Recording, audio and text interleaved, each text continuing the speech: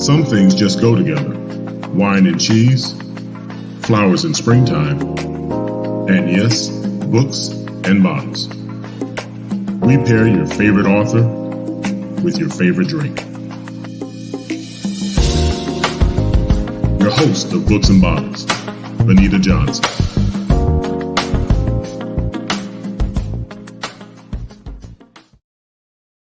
Hi there, and welcome to Books and Bottles. I'm your host, Benita Johnson. Welcome back to our show where we introduce you to your favorite author and pair it with your favorite wine or spirit. If you've been with us before, absolutely welcome back. We love to have you. If this is your first time, you will love it. This will be a treat. We invite all of you to share.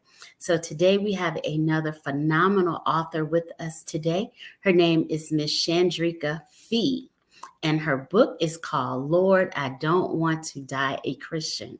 As she comes on, I just want to read this quote that somebody put on Amazon about her book. Hey, Chandrika. Hey. It says, Chandrika Phea's new book is bold, it's honest, it's authentic, and it's a lifeline to church folk who feel stuck in a form of Christianity that's harming them, draining them, or making them dishonest and less humane.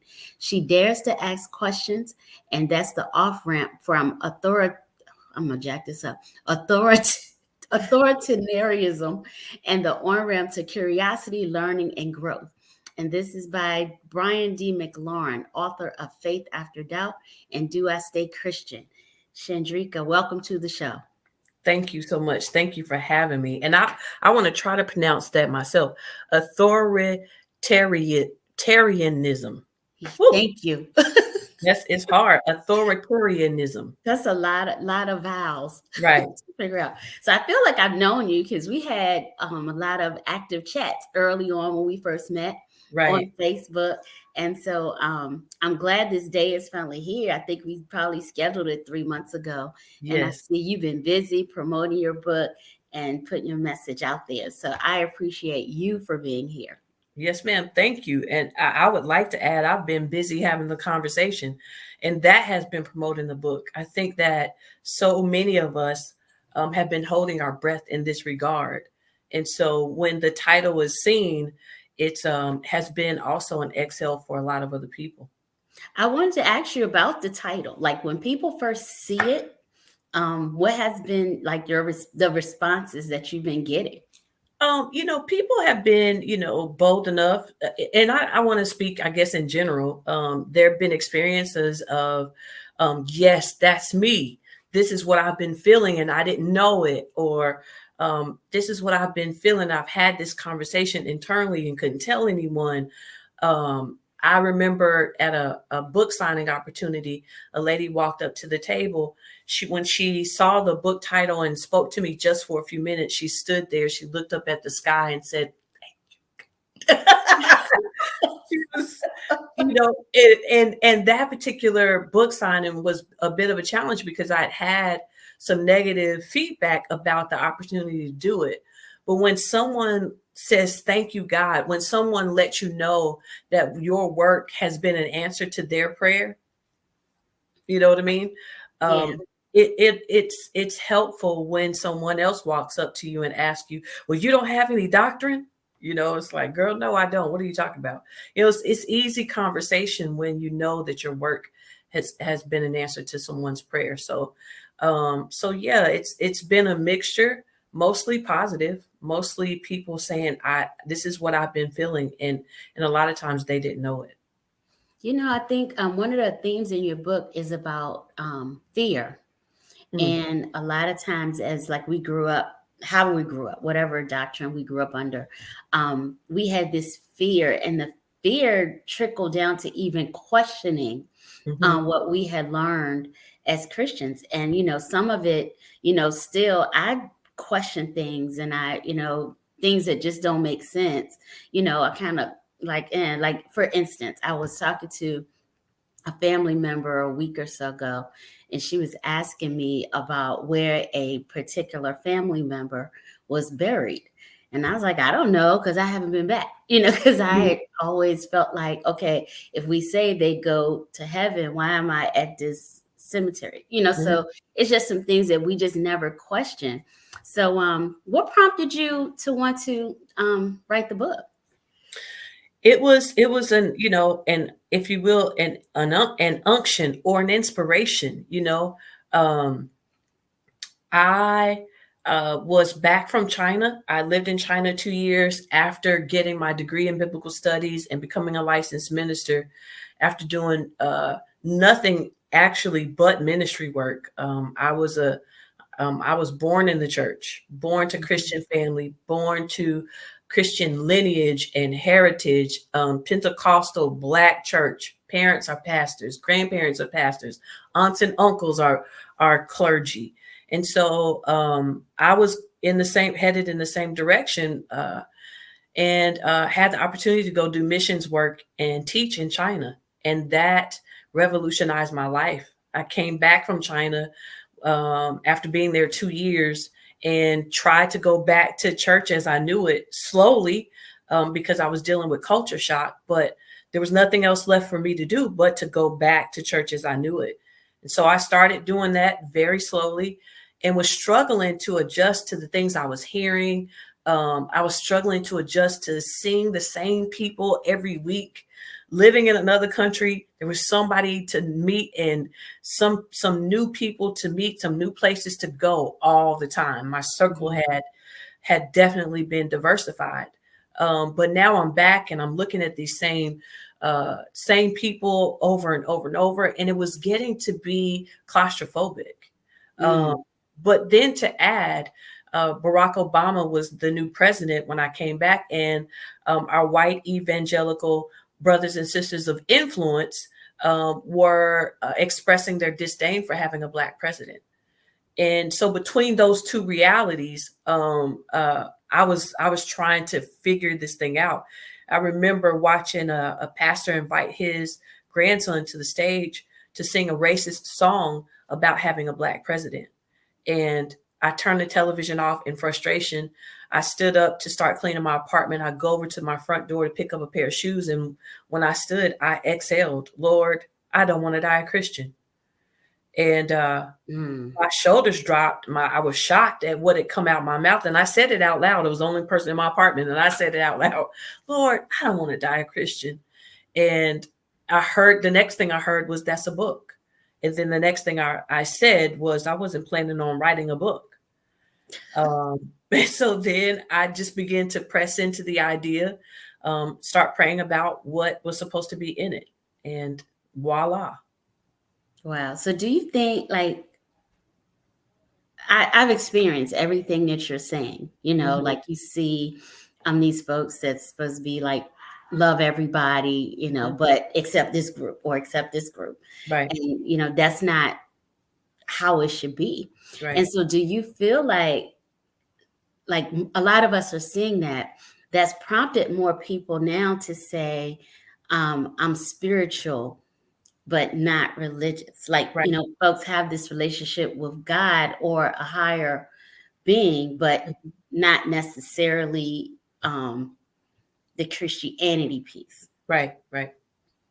Okay. And you're asking me, am I Yeah. that way or? No, no, no. Just, Oh, do you think like that's a part of the movement to that? And do I? Well, I think the racism that we experienced with having a Black president, and then the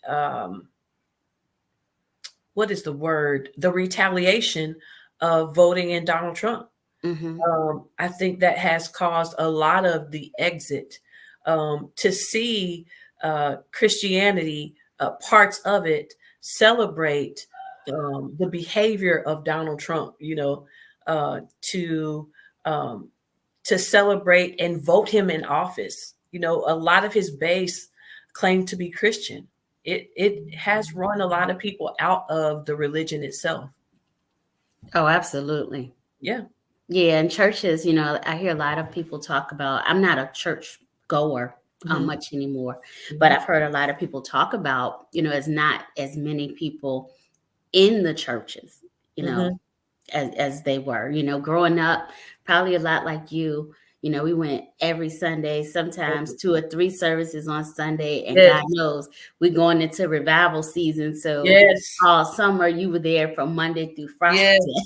Yes. Do I need to say yes any harder? Yes. Sometimes my family, our main family, my dad, my mom, and their daughters were the only ones in church the entire service. Wow. We were the service. So yes, that was our lives. Yeah. I didn't know anything else. When I got out of high school, graduated, I didn't know what I wanted to do with my life because I had only done church. So I didn't know what career I wanted. So what made you go to China? I was offered the opportunity. I had been extended an invitation to do some prison ministry. And the person who invited me, I wanted to connect with her after the experience of prison ministry to kind of go over what my experience was and tell her and share with her how I wanted to participate in future opportunities. And we had this conversation at the school we graduated from, which is Beacon University, where I got my ministry, my biblical degrees, my biblical studies degree. And so I was getting ready to leave the school after we finished our conversation, and our old professor walked across the lobby, asked me how I was doing and what I was doing. And in an effort to impress him, I lied to him about the opportunity to go to China. I told him that it was on the table. I was doing full-time ministry for free, but I didn't want to tell him that because I was trying to impress him, So I just said, "Oh, I'm doing full-time ministry," and he was a white evangelical, and in their world, in most cases, when someone is doing full-time ministry, you're on staff somewhere. Okay. That wasn't the case for me. I was waking up every morning looking for God to tell me what to do, where to go. And it was effective, obviously. But I didn't know, how he would take that. So I just said, well, I'm doing some prison ministry and China's on the table. And China was nowhere. It had been mentioned to me. But it wasn't no solid plans at this point. Absolutely. I didn't even own a passport. I had never lived out of the country. And so I went as far as to just share with my mom that it was mentioned to me, but it wasn't something I was considering doing. But when I said it to him, I did not know his son was in China. Oh. Teaching.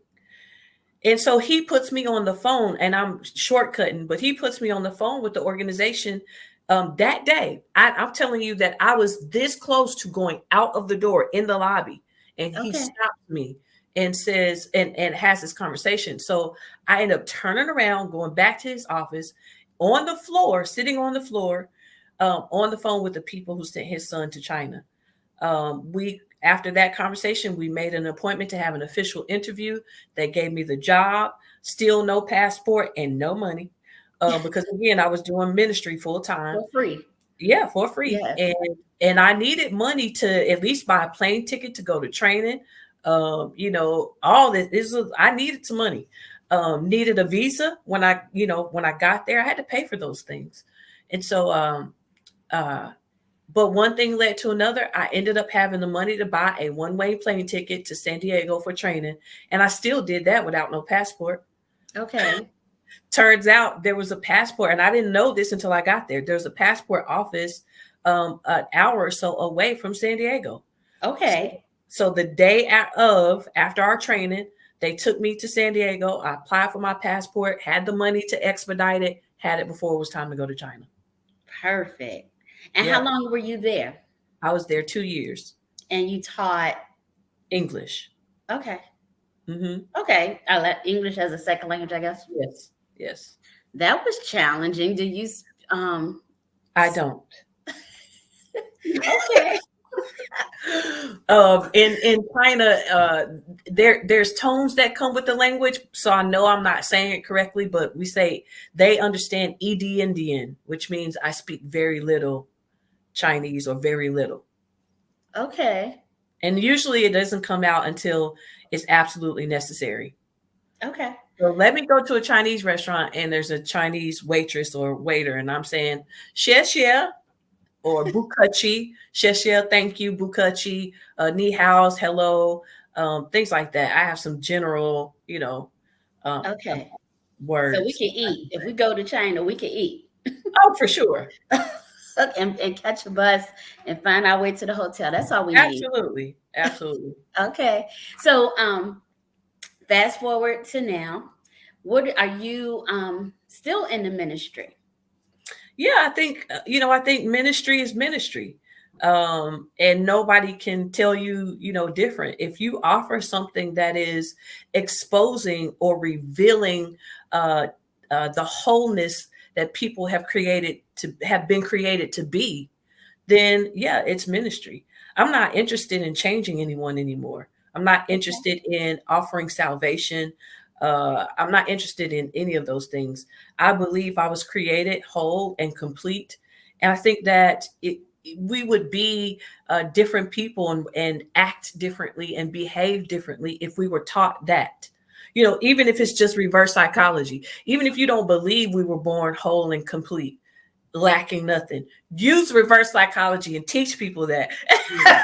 You know what I mean? But I actually believe that about myself in my own study. What I've come to believe and learn is that the introduction to sin and being broken was written by someone who wasn't there in the beginning. So Moses writes Adam and Eve's story. Adam and Eve didn't write their story. And so because Moses, who comes along decades later, writes the story of someone else, I've decided to take my investment back and use the time I gave to him telling someone else's story to really kind of ask my own questions about how all of this began. Okay. That's permission. You know, uh, we weren't our community, just for example, just lost somebody that's pretty famous, and no one would believe it until it came from family. Yeah. You know what I'm talking about. Mm-hmm.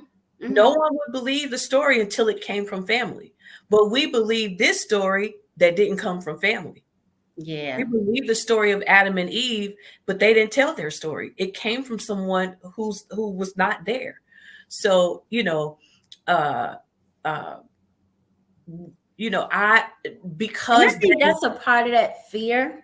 It's like we're afraid to question, right, anything that we feel like we read or, in a Bible or something. It's like we're afraid to question. Because I used to always ask, well, who wrote, the Bible? And so we know it wasn't written in English. It's been mhm, translated a million times. It's right, like, how do you trust the translators?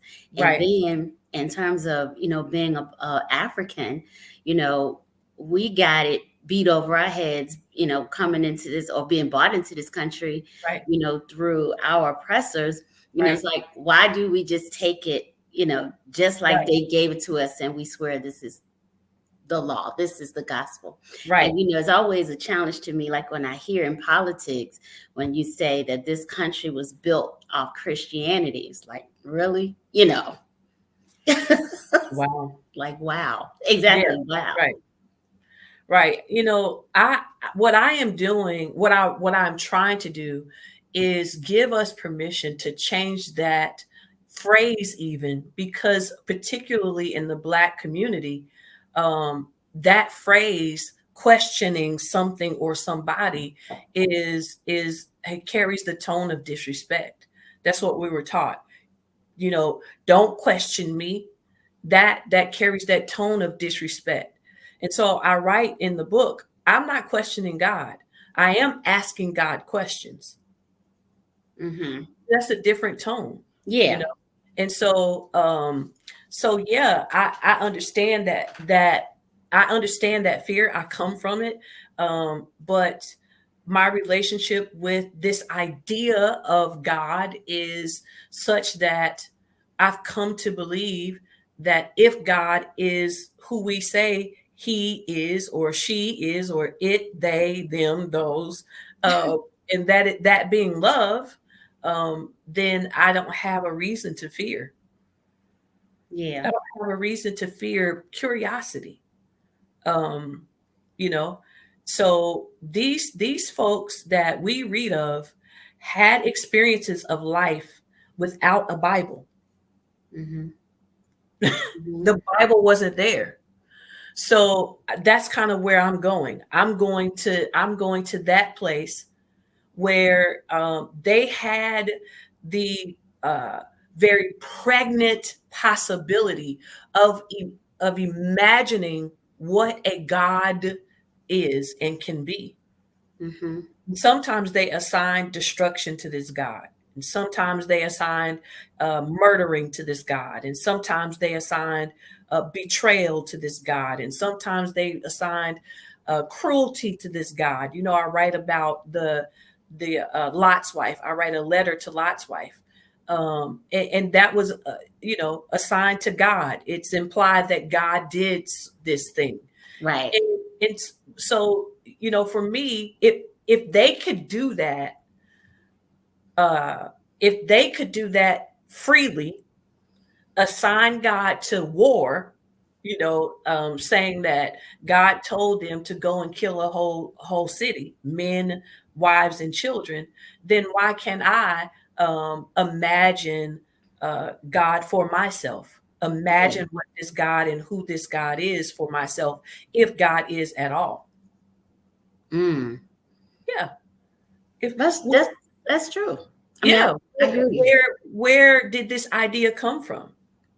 Or where did this Mm-hmm. concept come from? It had to start with someone experiencing life and deciding that they had no way of perhaps controlling all of it. They Yeah. can't bring the sun up. They can't make, the world turn and meet the moon while the other side of the world meets the That's sun. the And they sun. can't make the rain come. And so somebody decided to assign that to something greater than themselves, Right. something outside of themselves, and they called it God. Even God is a word. Yes. you know it's a Mhm. name. And so it, you know there's a couple of layers. You can believe in God, but then whatever you believe about the idea of God is what you'll experience. Whatever you believe Mm. is what you'll experience. So if you believe in God and you believe God to be hateful, then you'll experience that as a part Yeah. of your of life. Okay. Yeah. If you believe in God and then believe that God is love, then that's what you'll experience of something that is greater than you. Yeah. Yeah. It's an idea, the idea that there's something greater than me is what I choose to invest my spiritual, if you will, energy into. Right. And you take it, as you said, you look at God as light, as love, and that's Yeah. what you get back. Right. And that's what I get back. Yeah. So I gotta, if I remember, did you start like a group, like a group on Facebook? Called Courageous Conversation. Okay. All Yeah. right. And so tell us about that. What type of stuff do you talk about in your group? Well, we actually are just kind of showing up and flowing. I'll tell you what I learned when I did the first one. I learned that I already wrote a book. That I don't have that I have a lot to say. I do still have more to say as I'm learning, but because I have already written a book, this is really a space for other people to say Okay. what they've been thinking and what they've been feeling. And so I kind of just opened the floor for other people to talk about what they've been feeling about certain questions. But the questions come out of our conversation. So I say courageous conversation. And so it's an opportunity for other people to take the courage to say the things that they've been holding their breath about as it relates to religion, relationship, life, the world, our worldviews, and things like that. I did join the group, Good. but I gotta come in. I haven't Can I get? participated yet. I I'll mean, I I'm joined the group. I'm ready to purge because I'm y'all coming. just watching. I'm coming in the group. You know what though, for real, I'm pretty purposeful. When I'm in social media, I'm in there for a reason, and I don't usually go in many groups because Yes. I talk so much, out here. Yes. So Yeah. I don't tend to come in there that much, but I'm coming because it's you.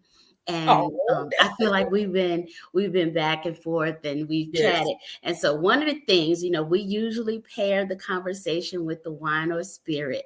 Yes. And I didn't bring on a person because I knew we would fill up our time. But of course, I'm drinking my stuff, and I'm gonna tell folks that you said everything tastes like Robitussin. And I said she gonna get on my nerves. No, it's not Robitussin. It tastes like Formula 44D. Do they still make that? And I don't know. It tastes like it. It smells like it. So as soon as I put it up to my nose, I'm like, oh, it tastes like cough syrup. So I'm drinking a rosé today. Mm-hmm. It's the New Noir, and this is one of Andre Mac's new. Can y'all see new rosés? He's with Masson Noir. Everybody knows OPP, and so I chose this one because it was open from yesterday. I cooked shrimp and grits, and so I thought this was a good pairing, and so it was. So Chandrika, where can people get your book? It is on Amazon, Amazon, Barnes and Noble, Books A Million, and it is also on a website called Book Mecca, owned by Black people. So if you want to support Black businesses, check their website out as well. I do have to check that website out. Thanks for sharing that. Yeah. And I know you have a website. Yes, ChandrikaDeepen.com. And we're going to be checking that out. Again, I really appreciate you for being here. I'm going to meet you in your group, Courageous Conversations. And we're going to keep up with you because I feel like there's another book coming. Everybody says that. We just don't realize how much hard work it is. It's so hard. I'm sure. I believe you. It is such hard work. Well, I'm putting it up in the atmosphere, in the light. And so it's going to happen. Yes, so thank you. If there are authors out there and you'd like to be a part of Books and Bottles, please hit us up at info@grod.com.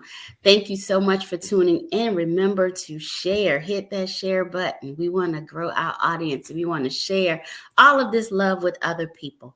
So until next week, cheers. Cheers. Camped out at home for COVID? Join us, Indie TV, where you will see the talk shows, movies, drama, action, and comedy. Be the first and see it first. Sign up now for free at